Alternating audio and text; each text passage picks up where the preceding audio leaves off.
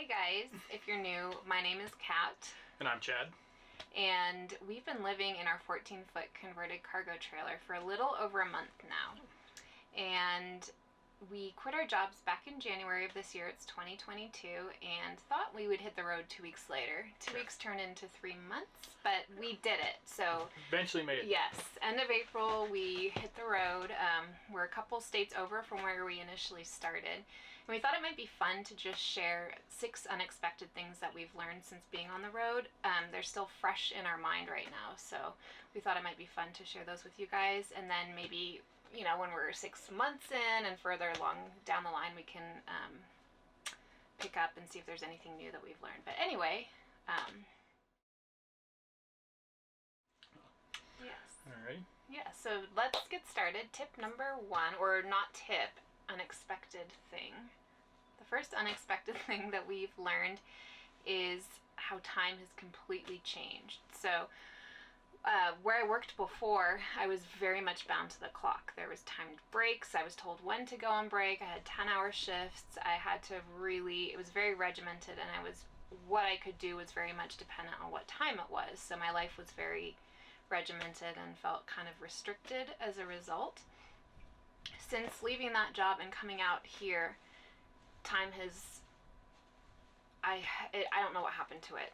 So every time I look at the clock, I'm usually shocked to see what time it is. There's never a point in the day where I'm like, oh God, I can't wait for the clock to be for whatever. It's just kind of like ancillary, like off to the side, and I'm just shocked at like how quickly it goes by, and how kind of irrelevant it is at this point, I guess, in our adventure. Number 2, the second unexpected thing. So, is chores, and those are my responsibility. No, not all of them. Not all of them. Kat does work most of the day, so typically chores, I take care of everything else. And chores are a little different, especially in 98 square feet. We have 2 humans, a dog, and a cat, and trying to move around each other, it's kind of a dance. If I need something under the couch in the storage and Elvis is there, then I gotta get Elvis to move, or I gotta move Charlie, or if there's gear on top of it, I gotta move gear. So it's kind of a chore just to get chores done. The other aspect, some stuff takes longer, like we don't have running water. We have to find water, and so I'll have to figure out where I'm going to get water, if there's a fill station at a grocery store, if I just get it from a stream. If I am getting it from a stream or a lake, of course, then I have to filter it. So there's a process of actually filtering it to the point where we actually have drinkable water. Chad's basically in charge of keeping us alive. Yes. I'm trying. Been successful so far. Tomorrow's another day. Yeah. Another aspect of chores that I was concerned about is obviously, showering, dishes, all of those things take on a different, you're doing them differently than when you're in a house.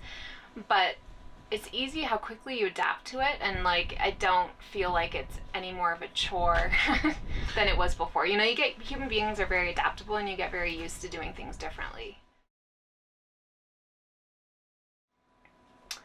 Number 3 was kind of interesting, and I think I've experienced this more than Chad, is that you're a lot closer to your emotions, or I have been a lot closer to my emotions. I think there's not the distraction of going shopping, or if you're stressed or whatever.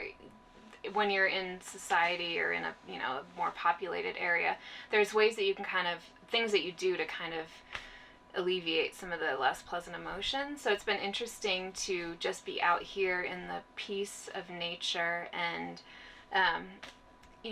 see what comes up and how you're gonna figure your what out.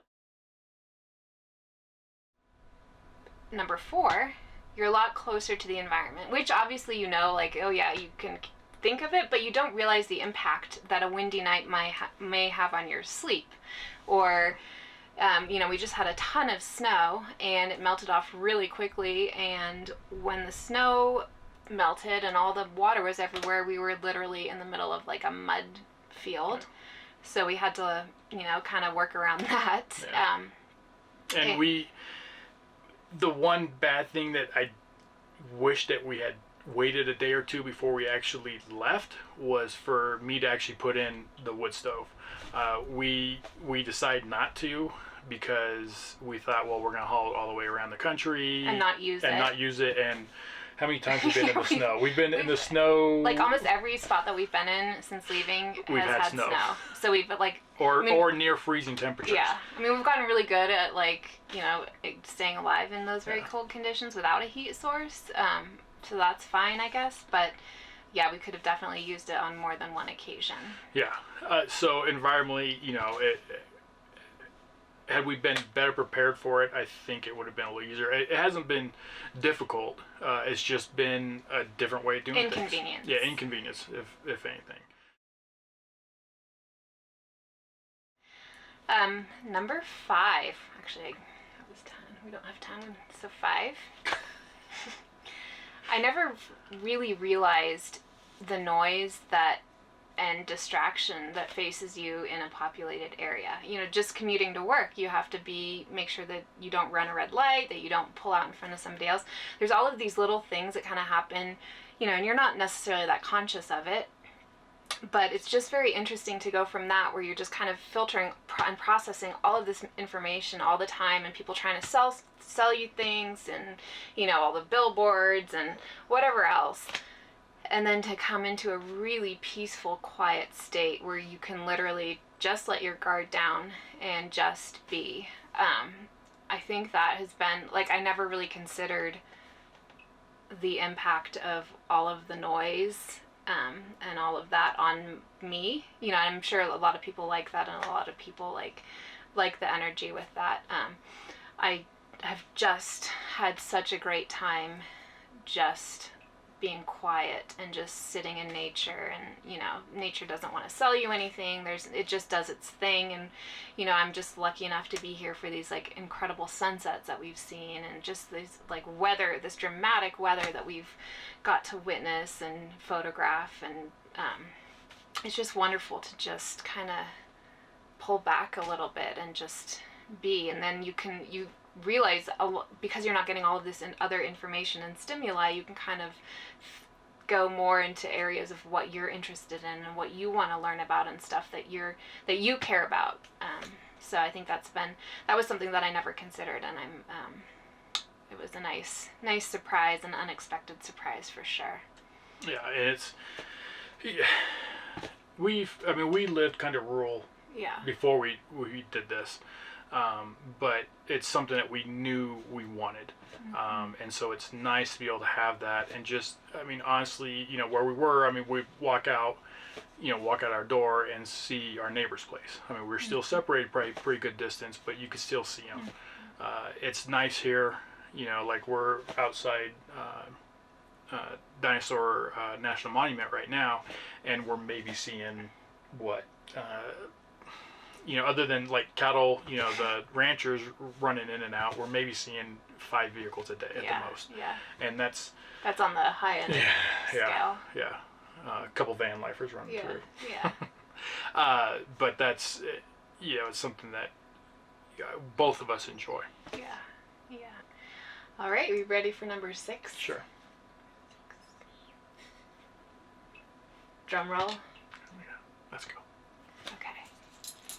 Elvis, do you want to share? All right. So number 6. Cat's a hoarder. Maybe. I said we are hoarders. Yes. Okay. How many hoodies do you have? My hoodies are a lot smaller. His How many hoodies hoodies take do you have? 4 of the material. How many hoodies do you have? How many do you have? She's got about at least close to a dozen. Yeah. No, a dozen. No, I have half 6. dozen at least. Well, it depends on what material. Are we going to separate by material? Because I do have sweaters. I don't think those go in the hoodie category, though. Anyway, more me, yes. Okay, I will assume some of the responsibility for that. But there's a ton of tools back there, too, Chad. That's to keep us running. Those are kind of necessary. Your hoodies aren't. Keep me running. Because I don't want to be cold. So that was the thing. None of us had done this before. Yes, we'd been out in nature, and we've been backpacking and done all of that, but I didn't know what the transition from a normal house life, and then we were in like a 1,800 square feet to like 98 square feet. Yeah. Like, what do you bring? Like, what? So I brought a little bit more than I need. I haven't curled my hair. We have those hoodies that you wore. I've worn all. I've cycled through my hoodies. So because we don't have a heat source, I've had to bundle up in my hoodies. So that has been a great aspect of my hoardism. But yeah, there's a lot of stuff in here that we could definitely get rid of. I just don't necessarily want to, is what it boils down to. And I went the other direction where I didn't bring enough stuff with us. Thankfully, tool-wise, I haven't had too much that I've actually needed. But there's other things that, I'm like thinking, okay, I wish I would have had, brought that. There was other just items that I wish I'd had at this point.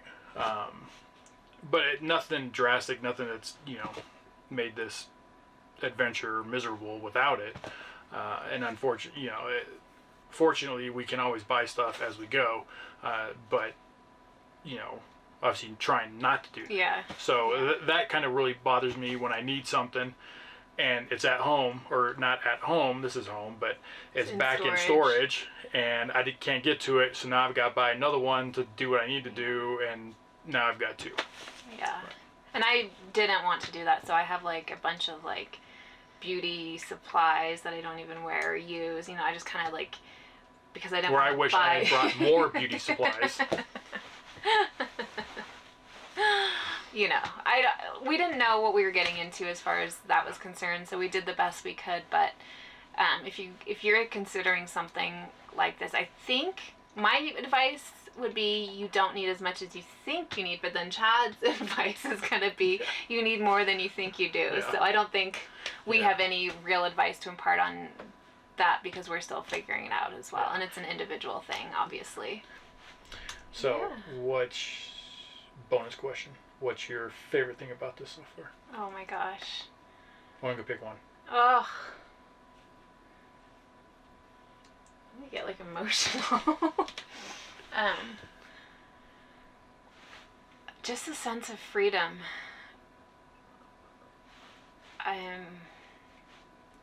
Like my soul, this sounds so cheesy, but it's like something like my soul was craving, and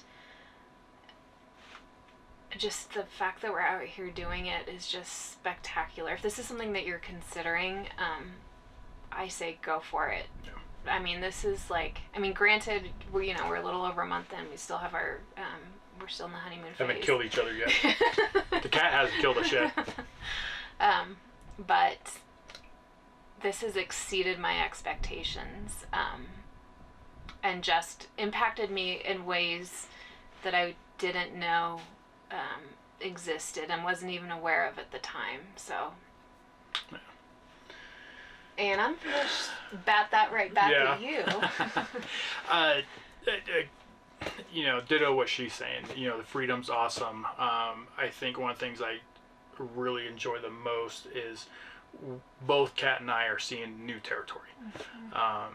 Even with my job, even with us backpacking, traveling, we have been to Colorado, we've been to Utah, but we're choosing to take different routes to get there and to see new things. And right now, where we're at right now, my dad's been, coming over a decade. He's been coming to this area almost every year. And so to be able to see that is awesome. To be able to talk, oh yeah, this place, that place, and it's been a very neat experience. But just the ability to travel and to see new things, to see things that we haven't seen yet. And I, as I'm planning our route, I'm looking at the map going, there's all these places that we can go. And it's incredibly exciting. It's like, it's not like we have to rush through this because we have to go back to work. Like, we don't have to go back to the way that it was. And I think, that's like the best gift I've ever given myself. And I'm just so grateful to Chad for, making this possible for me, because, I'm not going to be out there getting water from wherever the heck he gets water, and figuring out how to build something of this magnitude. Yeah. And you know, I'm very grateful that I have him and all his abilities. Yeah. All right. Yeah. Anything else? No, I think we covered more than we intended to. Yeah. So. Oh, I'm surprised we didn't get interrupted by the animals, I but know. Elvis just had his walk, so he's tuckered out, and Charlie was parkouring late last night. Yeah, she off the likes- walls, the couch, Yeah. the ceiling, so she's tuckered out as well. Yeah. Yeah. All So right. thank you guys very much for watching. I appreciate having you here. It's nice to be able to share this with you. Yeah. And if, like I said, if this is something that you're considering, do it. Yeah, and if you have questions, comments, Yeah, we're happy to- drop us a note. Yeah. We'll be more than happy to respond and give you what we've been through. Yeah. So we will hopefully see you down the road.